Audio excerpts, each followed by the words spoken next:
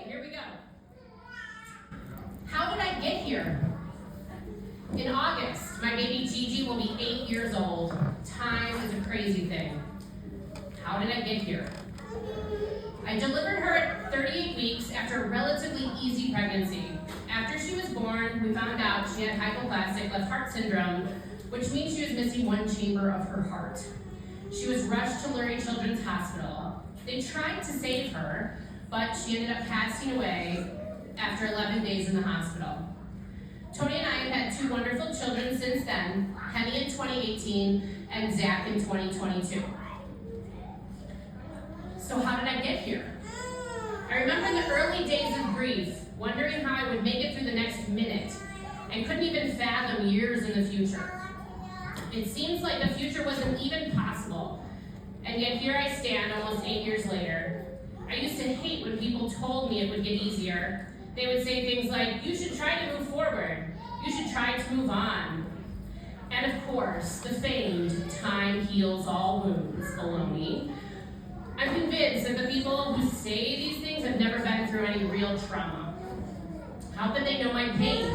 How could I imagine a world where it was easier? What was forward? How could anyone move on? At that time, it was unimaginable. How did I get here? In the early grief time, I leaned on my family and friends the most. I am blessed with a really wonderful support system. In late 2017, I started attending Sharing Hope meetings while I was pregnant with Penny. I knew I couldn't make it through the pregnancy without people who were going through what I was going through.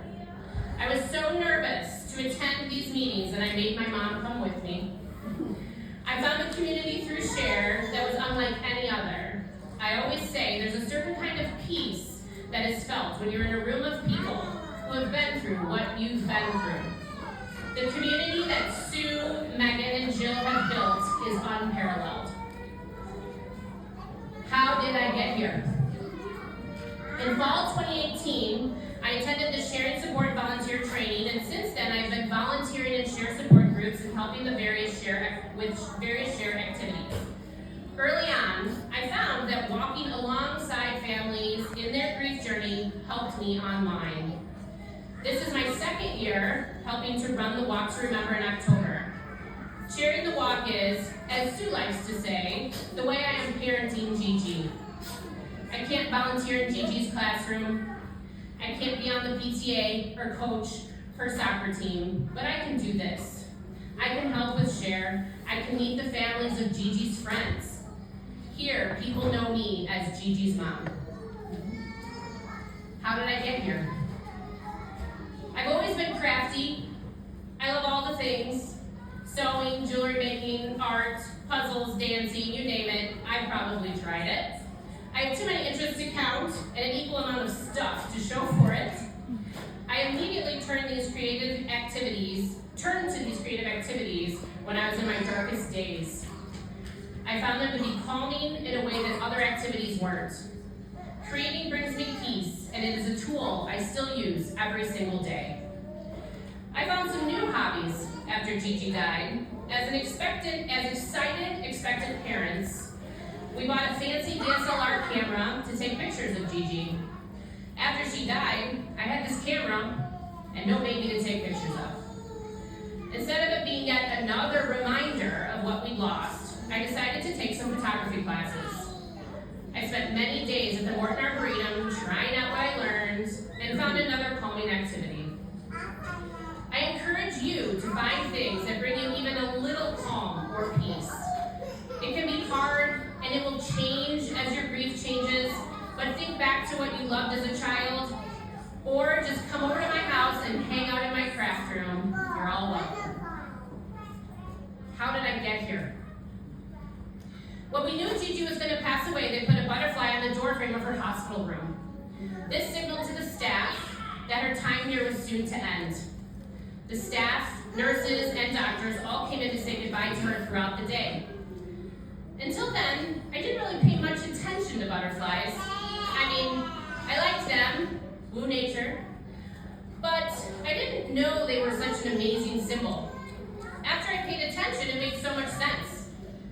They're a symbol of hope, a symbol of transformation, a symbol of rebirth. The caterpillar eats and then rests, and then emerges as this perfect, beautiful butterfly. I didn't know that monarchs flew to Mexico or swallowtails overwintered in their chrysalises. It made sense that this amazing symbol is a perfect one to remind us of our babies.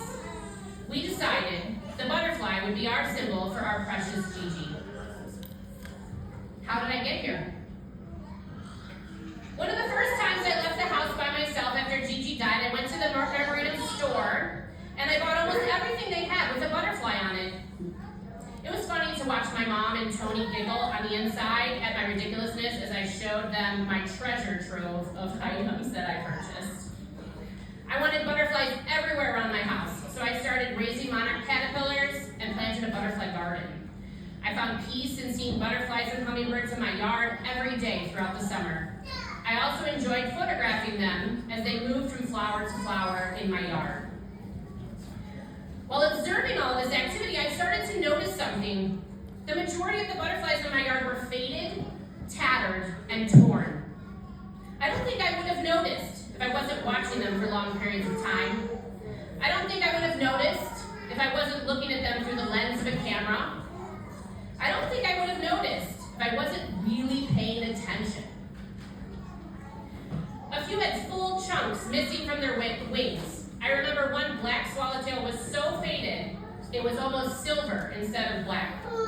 I have photos of a monarch missing part of its wing the size of a quarter.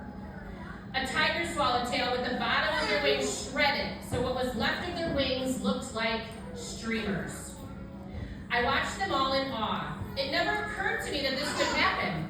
I mean, every single butterfly I purchased at the Arboretum store depicted a perfect, vibrant, colored being. This was far from the truth. Butterflies are warriors. Butterflies wear their battle scars proudly. Butterflies continue to dance and fly from flower to flower, even with pieces of their wings missing. They are beautiful and awe-inspiring. Yes, the butterfly represents a symbol of transformation and reminds us of our babies. But I also propose that the butterfly represents all of us here today. We are all butterflies. Even though most people in our lives don't notice, we are also tattered and torn and a little bit faded. Even though most people in our lives don't notice, we continue to fly and dance from flower to flower. Even though most people in our lives don't notice, we have pieces of ourselves missing. Except our shared family notices, because they are paying attention. They see us and they know us. They notice and fly with us as we figure out how to live our lives without our babies. We are all butterflies. So how did I get here? Honestly, I don't really know. It's such a blur. 8 years is a long time. 1 year is a long time. 1 day is a long time. A moment is a long time. I guess I just keep trying all of the things, flying from flower to flower, while hanging on to the people who notice me.